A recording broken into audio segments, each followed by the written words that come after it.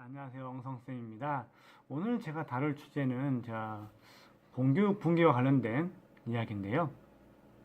다름이 아니라 이제 유튜브를 보다 보니까 어떤 분이 과외를 하시다가 이제 글을 어디다 올리신 것 같은데, 그래서 이제 마지막 논리 전개가 이제 정권의 문제다. 누가 정권을 잡았기 때문에 이런 일이 일어났다. 라는 식으로 이제 마무리가 되어 있더라고요. 그래서 이러한 논리 자체가 이제 성립할 수 없는 논리인데, 마치 이건 정치적인 문제로서 정치를 잘못하고 있다. 물론 잘못하고 있는 건 맞아요. 근데 이건 개인이 잘못하고 있는 게 아니고 그 개인들과 보수 진영이나 진보 진영이나 진영 갈림이 아니고 그냥 총체적인 문제거든요. 공부를 하는 학생도 문제고 그 가르치는 학교 선생님도 문제고 그 선생님들이 그렇게 일을 하도록 만든 교육청, 교육장관도 문제고 그리고 공부를 하는데 그렇게 방치시킨 선생님들, 부모님들도 문제고 학생도 문제고 전반적인 문제예요. 이건 정권을 바꿨다고 해서 정치를 하는 사람들이 어떤 일을 똑바로 한다 만다의 문제가 아니거든요.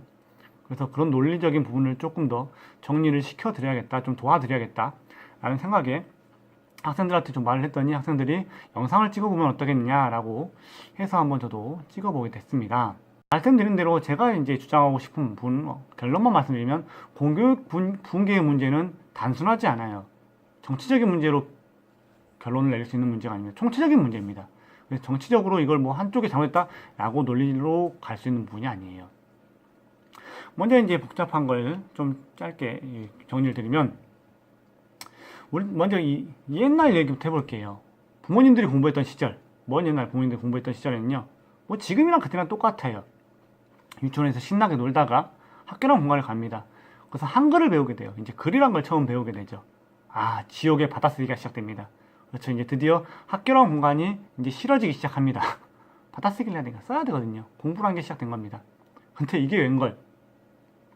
마트에 슈퍼에 가면 알아서 계산해 주시는데 기계가 다 알아서 지금은 바코드 찍어 주잖아요. 바코드에 산수 다 되는데 우리한테 뭐 하라 그래요? 직접 손으로 다 계산하랍니다. 그러면 산수 시작되는 거죠. 물 농도는 물에 소금을 넣어놓고 설탕 넣어놓고 그 농도는 왜 계산하라고 하는 건지, 짠 건데 그냥 단 건데. 그리고 지금으로부터 100년 뒤에 오늘은 무슨 요일인지, 무슨 일자인지 숫자를 계산하라고 해요. 이놈의 수학. 왜 하라 그런 거죠 도대체? 필요도 없는 거? 라고 생각하는 문제를 우리에게 풀라고 시키죠.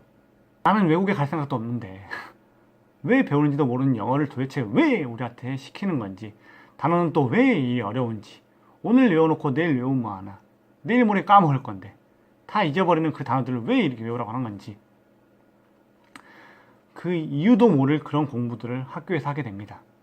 우리는 답답하죠. 그럼 이제 이런 말을 하게 되면 학생들이 100% 다 얘기합니다. 그니까요 라고 저한테 이제 항의를 합니다. 왜 하는 거냐고 도대체. 저도 그랬거든요. 모든 학생들이 느끼는 거죠. 배우는 사람들은 모두 다 느끼는 겁니다. 실질적으로 쓰는 게 아닌 이상 왜 배우나 머릿속이 복잡하죠. 불만이 많죠 당연히. 근데 어찌됐든 이런 과정을 힘들게 부모님들은 겪어왔습니다. 그리고 거기에서 공부를 열심히 하는 사람들이 보상을 받았고요. 공부하지 않는 사람들은 공부가 아닌 다른 계열로 직업적인 선택을 하여 공고나 상고라는 선택을 해서 직업적으로 보상을 받았습니다. 근데 지금은요, 학교에서 어떻게 하느냐 아시죠? 이제 한글 받아쓰기 힘드니까 하지마, 받아쓰기 하지 말라고 합니다. 초등학교에서. 그리고 숙제하니까 힘들지, 숙제 내주지마 라고 시킵니다. 또 하지 말합니다. 방학 때 놀아야 되는데 숙제가 많아서 힘들다고 숙제 내주지마 라고 합니다. 실제로 이번 기전에 올해 여름방학 때 제가 가르치던 학생, 중학교 3학년 학생 방학 숙제가 일기 5일치 쓰기였습니다. 그렇죠. 일기 5일치. 초등학생 아닙니다. 중학생 3학년이에요. 숙제가 그랬습니다. 하지 말합니다. 공부하지 말합니다. 초등학교 6학년 동안 공부하고 중학교 1학년 적응하려는데 안 하다 하려니까 힘들지. 그래. 자유학년제. 내가 하고 싶은 꿈을 찾아. 적성을 찾아. 하고 싶은 게 뭔지를 찾아. 라고 자유학년제라는 걸 만들어놨습니다. 자유학기제였는데 학년제로 바뀌었죠. 대학생들도 못 찾는 자기 적성을 중학생에게 찾으랍니다. 1년 동안 그래서 수업은 하지만 심지어 제가 가르치고 있는 학생은 학교에서 교과서를 안 씁니다. 고등학생 아니에요. 중학교 1학년이었는데 영어 교과서를 쓰질 않았습니다. 그럼 교과서를 왜 샀는지 모르겠어요. 사지 말던가 그냥 차라리. 명분은 있어야 되니까 교과서는 사야겠죠. 그래야 학교라는 공간이 있어야 될 이유가 있으니까. 그렇게 공부를 안 시킵니다. 수업을 하는데 시험을 안 봅니다. 어머님들은 공부를 하고 있는지 안 하고 있는지 확인할 방법이 없어요. 학원을 보내도 어떻게 되고 있는지 알 수가 없습니다. 왜냐, 학원도 먹고 살아야 되니까 이 말을 믿을 수가 없어요. 부모님들 입장에서는. 그럼 중학교 2학년이 됩니다. 그럼 시험을 보겠죠? 어우, 뭐 1학년 때 놀았는데 갑자기 뭐 어떻게 되나요? 답답하죠. 근데 이 과정에서 학교생들은 또 열심히 뭐 하라 그래요? 꿈을 찾아라고 열심히 얘기를 하십니다. 그게 본인들의 가치관이든 아니면 지침이든 어떻게 됐든 그렇게 얘기를 하십니다. 공부보다 내 꿈이 중요한 거야. 지금 내 놀 나이야 라고. 뭐 틀린 말은 아니지만 그런 말을 듣고 나온 학생들이 과연 밖에서 엄마가 아빠가 공부하라고 했을 때 공부를 할까요? 학교 선생님은 하지 말았는데. 그래요. 그나마 부모님 말씀을 안 듣더라도 학교 선생님 말씀을 들을 나이인데 학교를 다닐 때는 학교 선생님이 공부하지 말합니다. 부모님 말씀을 들을까요? 그렇게 방조하고 하다 못해 주도까지 하는데 공부하지 말라고. 공부를 할 수가 없어요, 아이들이. 이렇게 학교에서 이미 붕괴를 시켜버리죠, 공부할 마인드를. 거기에다가 부모님들은요, 부모님들도 잘하신 거 없어요. 부모님들도 마찬가지입니다. 예전에 저희 엄마는요, 저 초등학교 때, 국민학교 때 아프다 그러면요, 저 학교에서 죽으라고 했습니다. 지금 이 말씀을 하시게 되면 뭘까요? 뭐 학대일까요? 학대로 보일 수도 있겠습니다만 좀 극단적인 예인데, 그만큼 학교에 가서 학교생들의 의도, 리드를 따라가라는 얘기였습니다. 근데 요즘엔 뭐예요? 공부하란 말 안 합니다. 오히려 저희 자식이 행복했으면 좋겠어요. 공부하라고 왜 하나요? 라고 하시면서 공부하기 싫으면 하지 마! 하고 싶은 걸 해! 라고 얘기를 하십니다. 학교에서 공부하지 마라 그러고 부모님도 공부하지 마라 그러는데 누가 공부하냐고요 도대체. 학원생만 공부하라고 시킵니다. 환장을 누르시죠. 그런 상태에서 학원을 보내놓으시면, 저도 이게 직업이라 아이들한테 공부를 유도해야 되지만 동기부여가 안 돼요. 동기부여를 할 수가 없습니다. 곳곳에서 공부하지 말았는데 기껏 공부하는 공간에 보내놓으시고 공부하지 말라고 하시면 제가 어떻게 공부를 시키나요? 비단 학교만의 문제가 아니라는 거죠. 거기에 또 한 가지, 경기 불황. 그죠? 경기 불황이 있습니다.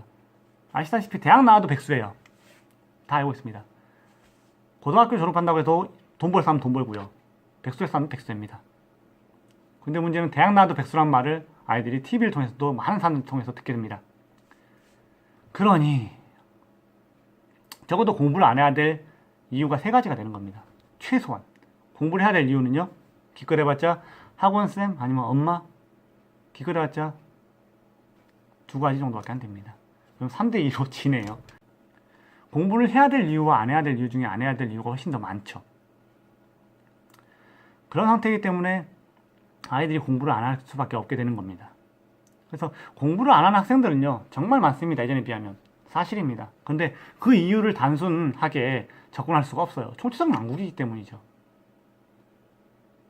근데 이걸 심지어 정권과 결부시킨다고요? 이 부분은요, 정권이 문제가 아니고 교육을 설계한 설계인들의 문제예요. 교육감들의 문제이자 그걸 직업으로 택하고 있는 몇몇인지는 모르겠지만 학교 선생님들의 선택의 문제입니다. 잘못된 관념을 잘못된 방식으로 전달하고 있는 탁상행정의 문제고요. 그것도 가르치는 사람들만 잘못이 아니죠. 모두의 잘못입니다. 근데 이걸 진보냐 보수냐 뭐 정권과 연루를 시킨다? 생각을 해보세요. 이게 지금 공교육의 붕괴가 하루 이틀의 문제인지. 공교육은 지금 오랫동안 보수였죠. 진보, 다시 보수, 진보, 다시 보수, 다시 진보. 이 정권이 교체되는 과정에서 이 공교육의 문제는 계속됐습니다. 뭐 전두환 정권 때요, 사교육 폐지를 위해서 아주 그냥 난리를 쳤죠. 사교육의 문제라고 해서. 지금도 사교육은 계속 문제라고 합니다. 저도 사교육에 몸담고 있는데요. 학원을 얘기하는 거죠. 학교가 잘못 돌아가는데 학원이 있을 수밖에 없죠. 근데 학원이 적당히 해야 되는데 너무 비용을 과다하게 책정하니까 거기서 일어나는 문제는 물론 있습니다. 근데 방금 말씀드렸다시피 이건 정권의 진보 보수의 문제가 아니라 그냥 총체적 난국이에요. 그래서 여러분들이 이 글을 보시던 분들이 나중에 또 투표를 할 때 정권을 교체를 하고 싶으시면 교체한 데다 투표하시면 되고요. 이 정권이 그나마 낫다고 생각하시면 이 정권을 유지하시면 됩니다. 하지만 이건 정권을 바꿨다고 해서 교육이 바뀌진 않아요. 교육을 주관하는 사람들이 실제로 그 정권의 요직에 있는 사람들의 말을 동의를 해서 교육을 끌어가야 되고요. 실제로 하는 학생들을 동기부여할 수 있게끔 선생님들도 교육이 돼서, 그들도 교육이 돼서 그렇게 해주셔야 되고요. 연수 간다고 해서 방학 때 연수 가시면 제발 학습을 어떻게 시키실지를 공부를 하셔야 됩니다. 선생님들도. 해외여행 가시면 안 되고요. 독일로 어학연 교육 연수 가시면 뭐 하나요? 독일 구경만 하고 오시는데. 굳이 독일에서 어떻게 공부시키는지 현장 가야 되나요? 안 가도 다 알잖아요. 토론 수업 어떻게 하는지. 몰라서 못 시키시나요? 그럼 어떻게 시킬지를 고민하셔야죠. 해외로 놀러 가실 생각하지 마시고 내가 거기서 뭘 배울 수 있을지, 그리고 국내에서 연수하실 때 앞에서 연수하시는 분들, 그분들 얘기 들으시면서 졸려고 생각하지 마시고요. 아이들한테 존다고 뭐라 하지 마시고요. 저도 어디 가서 뭔가를 배울 때는요, 안 자려고 노력합니다. 직업병이라서요. 왜냐? 내가 수업할 때 학생들이 자고 있잖아요? 그거 굉장히 피곤합니다. 가르치는데. 미안하고요. 그래서 내가 듣는 입장이 되면 웬만하면 졸려고 생각하지 않습니다. 어떻게든 깨서 그 대답을 해주려고 합니다. 그 사람도 뭔가 노력하고 있기 때문에, 나도 거기서 얻어가야 되기 때문에.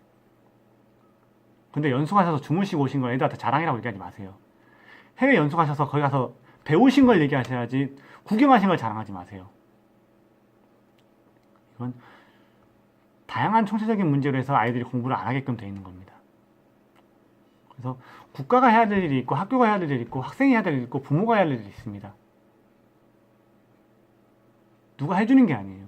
이거를 제가 말하는 이 내용들, 저는 블로그를 또 지금 같이 하고 있기 때문에 제 글을 또는 제가 이야기하는 이야기를 들으시면 어차피 어디에 있다? 시궁창에서 하는 겁니다. 시궁창에 있어요. 시궁창에서 어떻게든 발버둥 치려고 노력해야 됩니다. 지금 우리가 뭐 교육 얘기한다고 해서 교육이 바뀌나요? 한순간에? 안 바뀝니다. 바뀌는데 5년, 10년 이상이 걸려요. 그럼 지금 이 내용을 보시는 분은요, 공부하고 계시는 분이라면 기다리면 안 돼요. 기다려봤자 답이 안 나와요. 안 바뀝니다. 수시 위주로 대학 가야 된다. 대학 가야 됩니다. 공부하셔야 돼요. 수능으로 대학을 가면 참 좋겠죠. 뭐 누구는 그동안에 쌓아놓은 공부가 도라미 타불이 되고 실수 때문에 망가지면 어떡하느냐. 적당히 망가지겠죠. 공부를 정말 열심히 했다면. 근데 어떡하나요? 그것도 본인의 실력인데. 뭐 연예인들 오디션 보세요. 가수들 보세요. 노래 잘 부르다가 한번 목에서 삑살이 나요. 연기 못해요. 그럼 밥벌이 끊기는 거잖아요. 그게 직업이라는 거예요. 누군가 나에게 돈을 줄 때는 그보다 더 많은 돈을 벌어라고 그 돈을 주는 겁니다. 기회를 주는 거예요. 항상 우리가 학생은 아닙니다. 언젠가는 학생의 틀에 벗어나서 돈을 버는, 생산을 하게 되는 사람이 되는 거고요. 그렇기 때문에 뭔가를 비판할 때 비판의 근거를 드릴 수 있게 시각적인 확장을 여러분들이 생각을 해주셔야 되고, 근데 제가 뭐 다른 것들도 많지만 탓하실 때는 그 근거를 찾으셔야 돼요. 무조건 국가를 탓한다고 해서 답이 나오는 게 아니에요. 공교육의 붕괴는 단순하게 학교, 학생, 부모, 학원, 사교육, 누군가의 일방적인 책임이 아닙니다. 정권의 책임도 아니고요. 그래서 책임을 누군가에게 회피하려고 하지 마세요. 어차피 먹고 살아야 됩니다. 내가 먹고 살 공리를 하셔야 돼요. 그래서 필터링을 정확히 하셔서 나에게 도움이 되는 정보와 그렇지 않은 정보를 내가 구분할 수 있는 그 실력을 키우셔야 됩니다.